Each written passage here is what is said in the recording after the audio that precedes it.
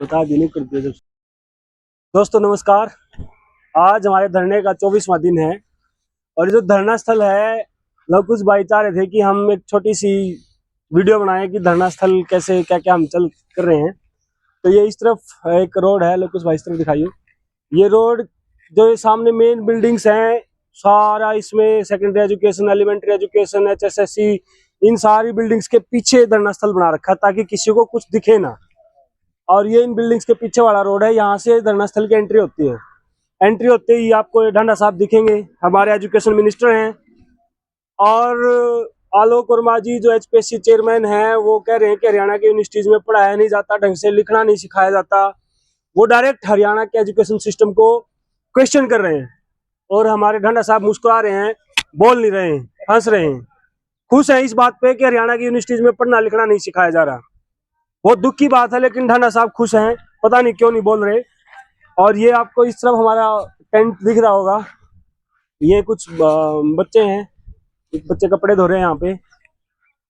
और ये हमारे हरियाणा के कुछ नेता हैं, मोहन लाल बड़ोली जी भाजपा प्रदेश अध्यक्ष हैं, अनिल विज जी हरियाणा की राजनीति के गब्बर, जिनसे सब डरते हैं, जिनकी आवाज में बहुत दम है, लेकिन इनकी आवाज शांत हो गई जब ये कहा जा रहा है कि हरियाणा के बच्चों में टैलेंट नहीं है। ये बोल ही नहीं रहे हैं। और हरियाणा की नौकरियों पे बाहर के बच्चों लगाया जा रहा है तो भी नहीं बोल रहे हैं।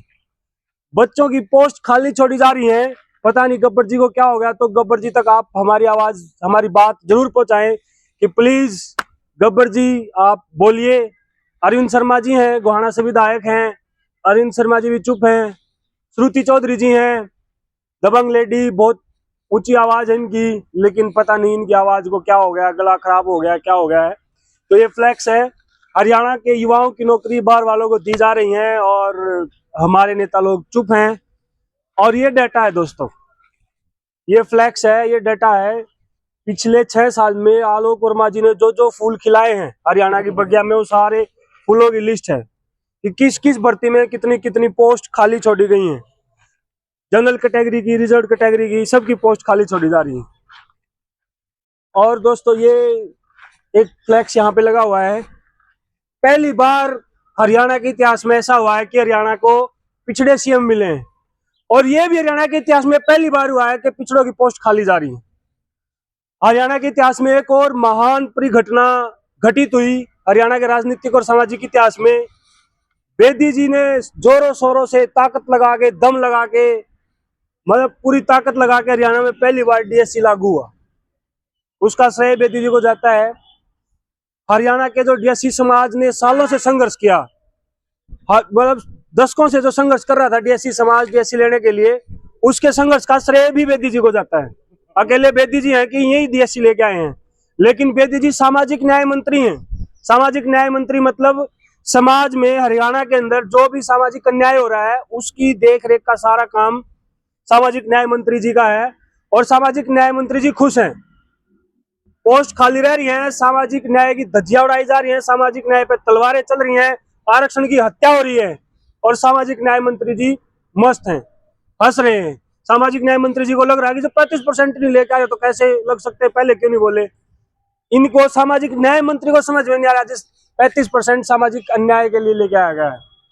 और ये रणबीर गंगवा जी हैं। गंगवा जी इतनी शानदार तरीके से प्रेस कॉन्फ्रेंस में कह रहे क्या होगा हरियाणा के बच्चे नहीं लगे, बाहर के लग गए तो। अरे मंत्री जी को कोई बताओ कि हरियाणा बच्चों को फेल कर दिया, ये कह दिया कि तुम लग ही नहीं सकते।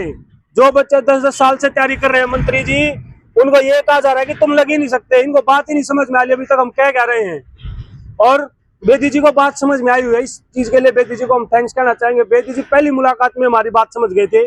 बेदी जी की चल नहीं रही वो अलग बात है, आलोक वर्मा जी बेदी जी की सुन नहीं रहे वो अलग बात है, हमारे दमदार कैबिनेट मंत्री की चल नहीं रही वो अलग बात है, जो बहुत दुख की बात है हमारे लिए। और गंगवा जी खुद को OBC भी कहते हैं और ये कह रहे हैं कि बाहर के बच्चे लग गए तो क्या होगा। हे प्रभु, OBC महाराजा धीराज, आपको कैसे समझाएं कि हमें फेल किया गया है, जानबूझ के फेल किया जा रहा है हरियाणा के बच्चों को।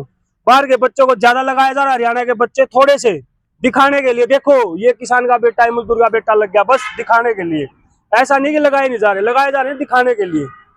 और जब आपको बाहर के बच्चे ही लगाने हैं, मेरिट के दम पे ही लगाने हैं, फिर एचपीएससी में हरियाणा वर्ड क्यों ऐड किया गया है?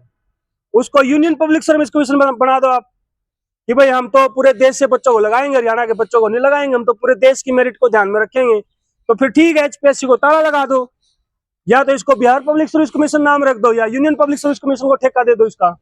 तो आपको बेसिक पता होते हुए भी आप जानबूझ के उल्टी बातें कर रहे हो, तो आपको बिल्कुल सो बन देता जी, गलत बात आपकी। और ये हमारे कृष्णलाल पवार जी हैं, कैबिनेट मंत्री हैं, पंचायत मंत्री हैं। पंचायत मंत्री मतलब गांव का इनको पता है। जब इनको गांव का पता है तो इनको ये भी पता होना चाहिए कि हरियाणा के हिसाब से मेरिट को कैसे तय करना है।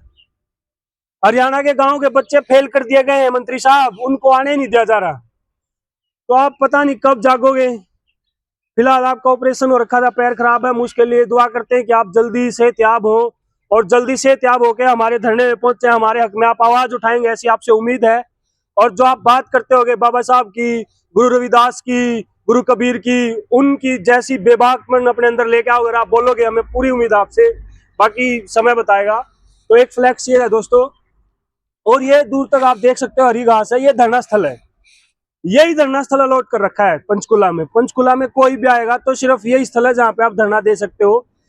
चारों तरफ से घिरा हुआ, बिल्डिंग के बैक साइड्स हैं, मतलब हम किसी को ना दिखे, उसके बावजूद भी हम दिख रहे हैं और दिखते रहेंगे। और ये हमारा घर है। आपको ये टेंट लग रहा होगा, आप इसको टेंट कह सकते हो, हमें ये घर जैसा लगने लग गया अब, क्योंकि आज 24 दिन हमें हो जाएंगे यहाँ पे हैं हम। इसमें हमने गद्दे नीचे डाल रखे हैं, रजाई अपनी लेके आए हुए हैं, तो इन्हीं गद्दों को हम दिन में बाहर निकाल लेते हैं। आज धूप थोड़ी ज्यादा है, पहली बार धूप थोड़ी ज्यादा हुई है, नहीं तो बहुत कड़कड़ाटी ठंड थी। तो इन्हीं को हम यहीं सोते हैं। यहीं पे छोटा सा सिलेंडर रखा है, इस पे चाय बना लेते हैं।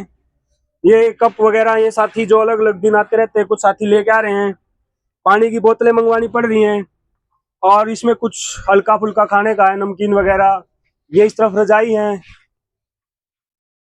तो हम यही ठिकाना है, और ये ठिकाना जब तक ये ठिकाना बना रहेगा, हो सकता है ठिकाना और शानदार डेवलप हो, क्योंकि अगर सरकार नहीं सुनेगी तो फिर लाइब्रेरी में हम बहुत बैठ चुके, अब हमें धरने बैठने की प्रैक्टिस करनी पड़ेगी। लाइब्रेरी में बैठने की प्रैक्टिस हमारी हो चुकी। और अगर किसी दिन मौका मिला, चेयरमैन साहब आप भी किसी एग्जाम में बैठो और उसकी मिनिमम क्वालिफिकेशन भी तय होगी, चेयरमैन बनने के लिए ये एग्जाम है, ये क्वालिफिकेशन है, और एचपीएससी एग्जाम ले, तब चेयरमैन साहब को शायद समझ में आए कि हमारा दर्द क्या है। क्योंकि उससे पहले वही है भाई, जिस तन लागे वो तन जाने। तो चेयरमैन साहब को लग रहा है कि भाई बच्चे पढ़ते लिखते नहीं, आप में से ही बहुतों को लग रहा होगा पढ़ते लिखते नहीं। लेकिन जहां से हम हैं, मैं जिस यूनिवर्सिटी से हूँ, मैं जिस गांव से हूँ, मेरे गांव के आस पड़ोस में जाके आप पता करो कि बच्चा पढ़ता लिखता है या नहीं। मेरा गांव कोड़ा है, गोहाना के पास। जितने साथी यहाँ पे आए हैं, इनके गाँव में जाके पता करो आप, तो आपको पता चल जाएगा कि बच्चे पढ़ने लिखने वाले हैं या नहीं है। तो दोस्तों ये है हमारा ठिकाना जो 24 दिन से बना हुआ है, और अभी हमें बहुत अच्छा लग रहा है। शुरू मजबूरी में किए थे, अब संघर्ष में मजा आ रहा है, और ये संघर्ष हम सिरे तक पहुंचाएंगे, इस संघर्ष को मंजिल तक लेके जाएंगे। तो साथियों, इंकलाब जिंदाबाद, जय भीम, लड़ेंगे जीतेंगे।